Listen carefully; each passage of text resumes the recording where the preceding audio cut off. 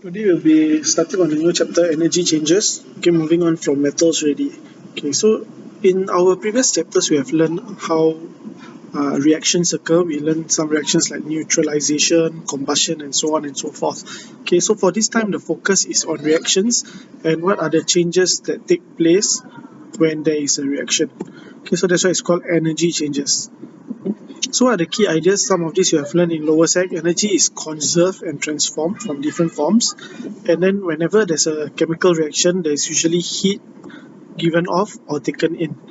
Okay, so this means that there's two types of reactions energy that we talk about. And the first one is the term exothermic, and the second one is the term endothermic. So this whole chapter revolves around the term exothermic and endothermic.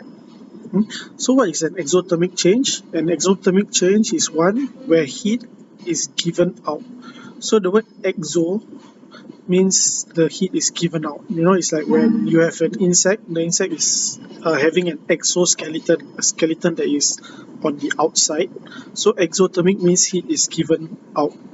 Whereas an endothermic change, okay, endothermic will be heat being absorbed from the surrounding. So what do we say when there's heat given out? You will notice that it will be an increase in temperature.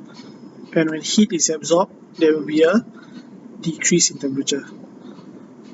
Okay, so let's start with exothermic changes. Okay, remember at your orientation camp and all that, there will always be outdoor cooking or a campfire. Then the outdoor cooking, you have to burn a fuel to get a flame and it will get hot. Okay, so actually what is going on is that is actually an example of an exothermic change.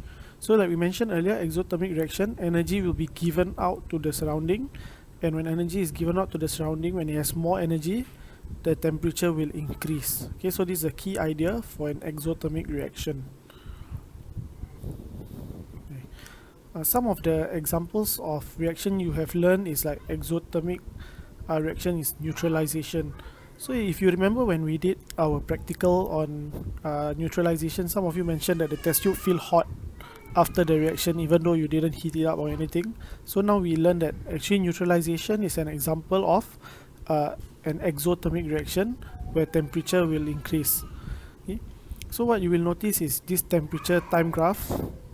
Okay? Initially when you add your acid to your base, you will see that the temperature starts to increase until it reaches a maximum point. So at this maximum temperature, what has happened is the reaction basically has completed, and then it will just go back to room temperature after that.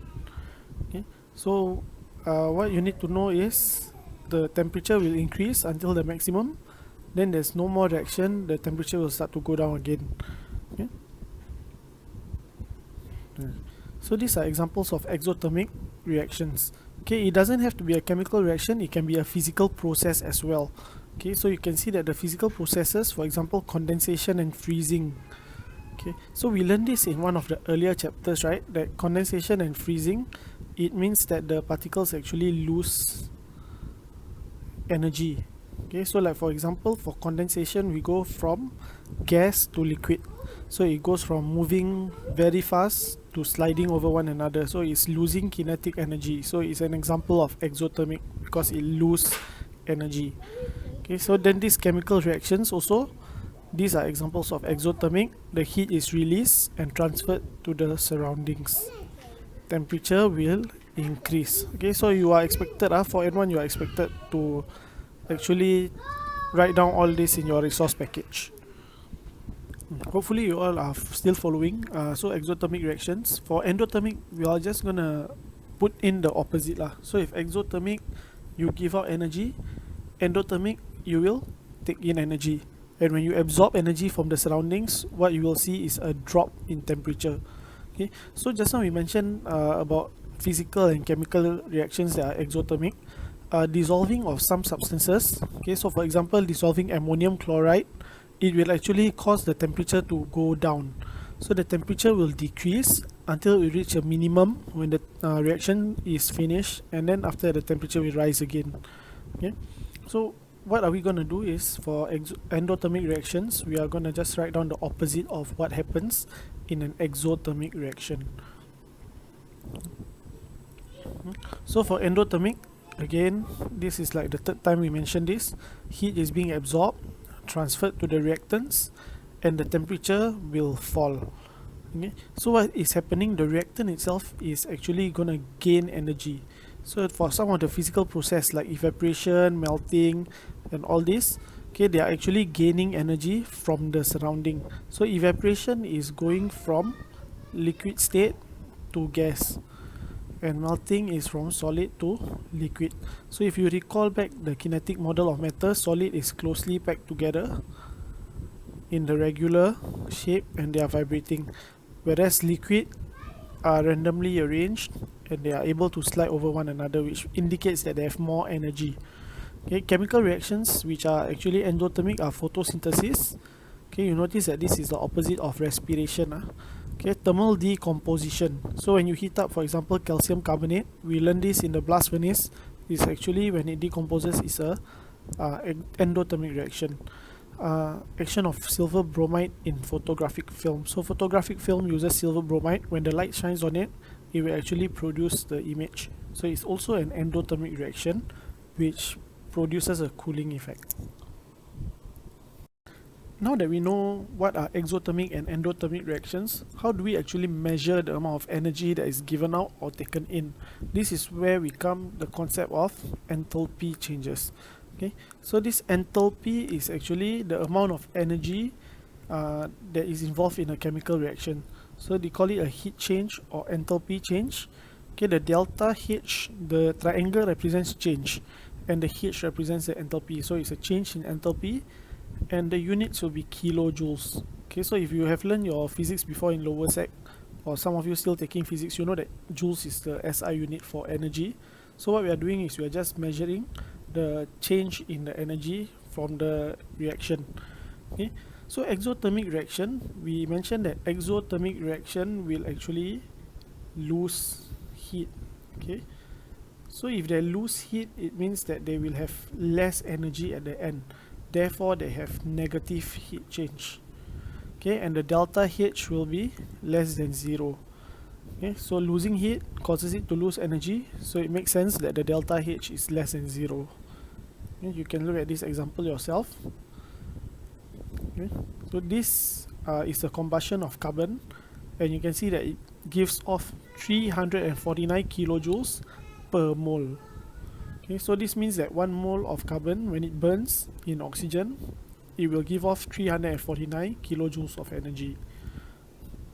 Okay, so applying that same logic on endothermic reactions, endothermic reaction, they will gain energy. So when they gain energy, we will have a positive sign for the delta H. Okay, so for example, hydrogen plus iodine becomes hydrogen iodide. It has a enthalpy change of plus 52 kilojoules per mole. Okay, this means that it actually absorbs 52 kilojoules of energy when you react 1 mole of hydrogen with iodine. Okay, so we are coming to the last part of this topic already, and that's on combustion. Okay, combustion of fuels is very important because it's something we do in our daily life actually. When you ride your bus rides on a combustion engine. We make electricity using combustion of coal. So all these energy changes is important in our daily life. Okay, so for combustion of fuels is very exothermic. Okay, and it provides us with a lot of use at home, transportation and all that which I just mentioned. Okay, so what is a fuel? A fuel is defined as a substance that when you burn, it releases a large amount of energy. So we use this energy for various purposes, and their examples are fossil fuels, hydrogen and biomass. Okay, what is biomass? Biomass is a natural kind of fuel, so it's like from decomposing plants and all that kind of thing. We collect the gas and then we can burn it. Okay, fossil fuel is a limited resource, comes from the old dinosaurs under high pressure and all that. You get crude oil. Okay, so when combustion happen in excess oxygen, okay, so remember that there must be excess oxygen to form carbon dioxide and water. So this is complete combustion. Okay, we have covered this, I believe, in air and atmosphere also. When there is insufficient oxygen, okay, so when there's not enough oxygen, instead of carbon dioxide, it forms carbon monoxide. So you need to know what is the harmful effect of carbon monoxide for incomplete combustion. Okay, but no matter whether it's complete or incomplete combustion, as long as it's combustion, it will be exothermic, which means there will always be heat being released.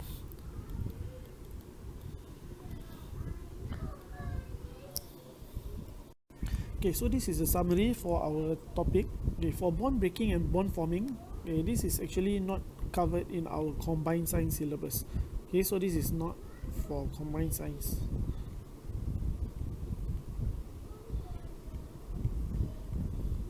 Okay, so it doesn't apply to you guys in particular. Okay, but maybe if you want, we can cover it in class next time. We can discuss it. Okay, for change in energy. Okay, so what are the key ideas? Okay, for change in energy, basically what you guys need to know is that there is negative delta H, so energy is given out, whereas for endothermic it will be a positive change. Okay, and if energy is given out to the surroundings, it means that the temperature will increase, so you will see a peak temperature, whereas for endothermic you will see a lower temperature.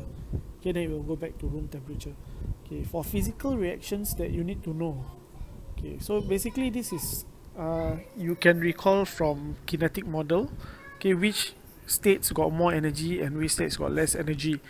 So the ones that actually lose energy is condensation and freezing, so they will be exothermic.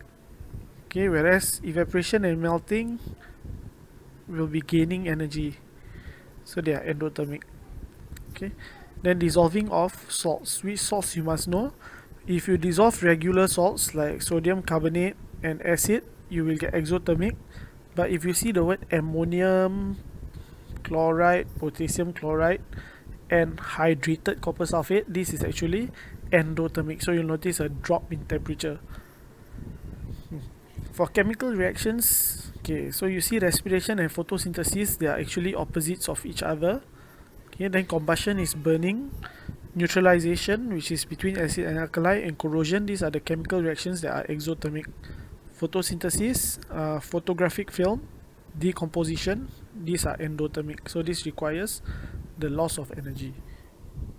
Sorry, the endothermic is the gain of energy, and this one is, okay, so this is loss of energy to the surroundings, and this one will be gain energy from surroundings.